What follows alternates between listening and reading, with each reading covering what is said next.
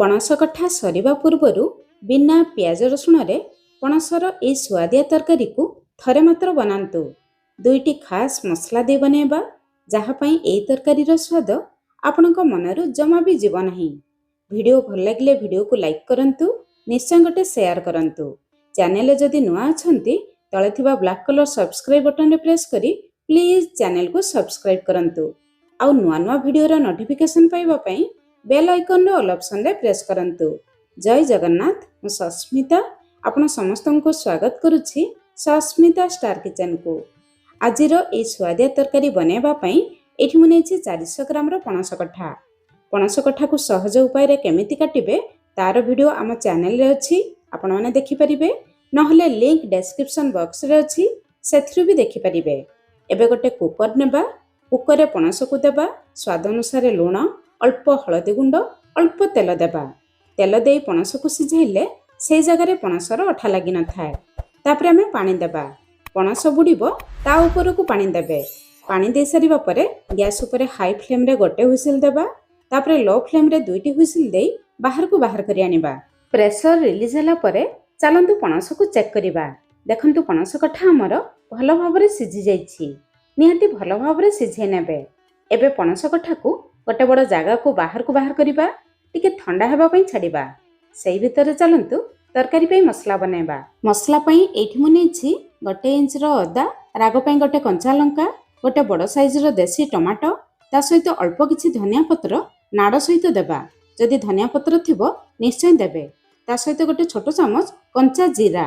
ଆପଣମାନେ କେବଳ ଏତିକି ମସଲା ଦେଇ ଏହି ତରକାରୀକୁ ବନେଇ ପାରିବେ।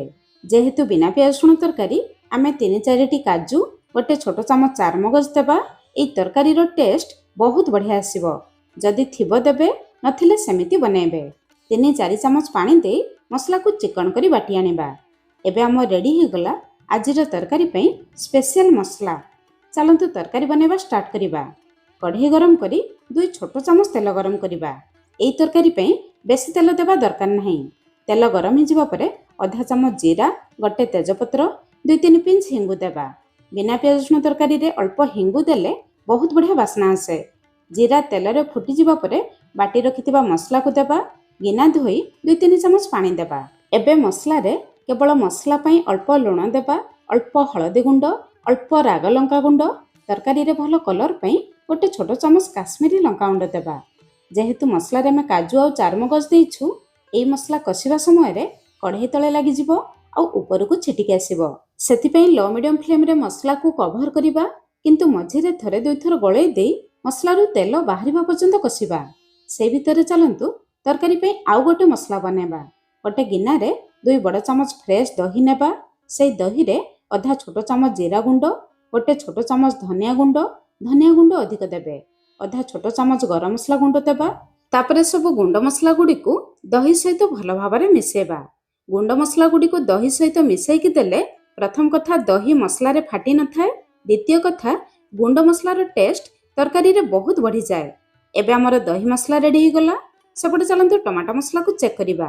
5-6 ମିନିଟ୍ ପରେ ଏଠି ଦେଖନ୍ତୁ ମସଲା ଉପରକୁ ତେଲ ଆସିଯାଇଛି।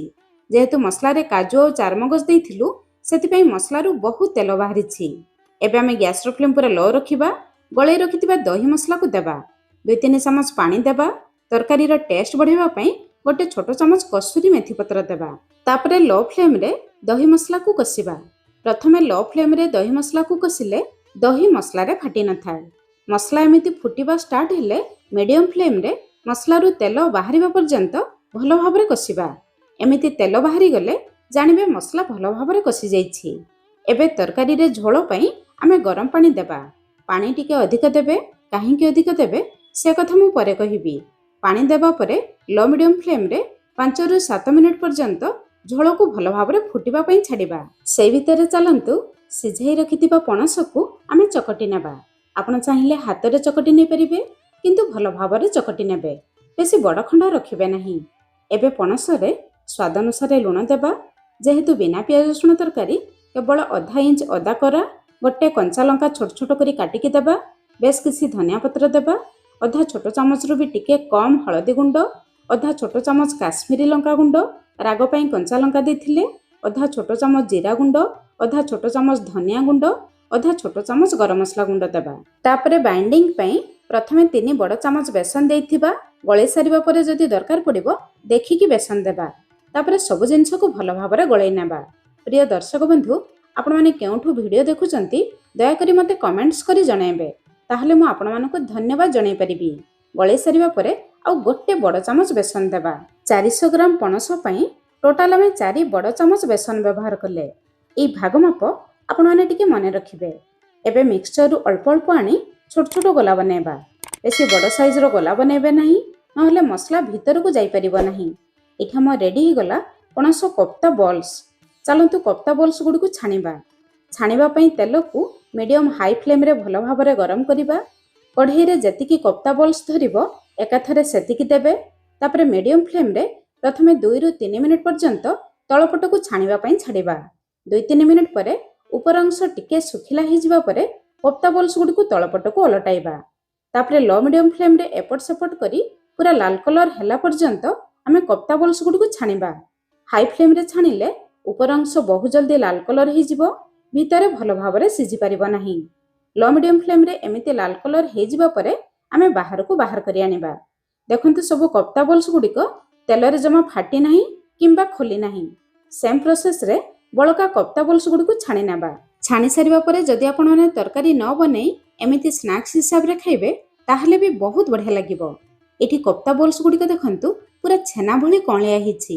ଏମିତି କଅଁଳିଆ ଆଉ ନରମ ହେଲେ ତରକାରୀରେ ଖାଇବା ପାଇଁ ବହୁତ ବଢ଼ିଆ ଲାଗିବ। କୋପ୍ତା ବଲ୍ସ ରେଡ଼ି ହେଇଗଲା। ଚାଲନ୍ତୁ ତରକାରୀକୁ ଚେକ୍ କରିବା। 7ରୁ 8 ମିନିଟ୍ ଲୋ ମିଡ଼ିୟମ୍ ଫ୍ଲେମ୍ରେ ଝୋଳ ଫୁଟିବା ପରେ ଏଠି ଦେଖନ୍ତୁ ଝୋଳ ଆଗ ଅପେକ୍ଷା ଟିକେ ବହଳିଆ ହେଇଯାଇଛି। ଝୋଳ ଏତିକି ବହଳିଆ ଥିବ ଛାଣି ରଖିଥିବା କୋପ୍ତା ବଲ୍ସ ଗୁଡ଼ିକୁ ଦେବା। କାହିଁକି ନା କୋପ୍ତା ବଲ୍ସ ଗୁଡ଼ିକ ଝୋଳ ଟିକେ ସକ୍ କରିବ। ସେଥିପାଇଁ ପ୍ରଥମରୁ ମୁଁ କହିଥିଲି ପାଣି ଟିକେ ଅଧିକ ଦେବେ। ଏବେ ମିଡ଼ିୟମ୍ ଫ୍ଲେମ୍ରେ କେବଳ 4ରୁ 5 ମିନିଟ୍ କଭର କରିବା, ଯାହାଦ୍ୱାରା କୋପ୍ତା ବଲ୍ସ ଗୁଡ଼ିକ ଝୋଳରେ ମିଶିପାରିବ। 4-5 ମିନିଟ୍ ପରେ ଏଇଠି ଆମ ତରକାରୀ ପୁରା ରେଡ଼ି ହେଇଯାଇଛି। ଝୋଳ ଏତିକି ବହଳିଆ ରଖିବେ, କାହିଁକି ନା ତରକାରୀ ଥଣ୍ଡା ହେଲା ପରେ ଝୋଳ ଆଉ ଟିକେ କମିଯିବ। ଏବେ ଆମ ରେଡ଼ି ହେଇଗଲା ସୁଆଦିଆ ପଣସ କୋପ୍ତା ତରକାରୀ। କୋପ୍ତା ଦେଖନ୍ତୁ ପୁରା ଛେନା ଭଳି ନରମ ହେଇଛି। ପଣସ କଠା ସରିବା ପୂର୍ବରୁ ଆପଣମାନେ ନିହାତି ଥରେ ବନାନ୍ତୁ, ଆଉ କେମିତି ଲାଗିଲା ନିଶ୍ଚୟ ମୋତେ କମେଣ୍ଟସ୍ କରି ଜଣାଇବେ। ତାହେଲେ ଆଜି ପାଇଁ ରହିଲି, ପୁଣି ଦେଖା ହେବା ନୂଆ ରେସିପିରେ। ଧନ୍ୟବାଦ।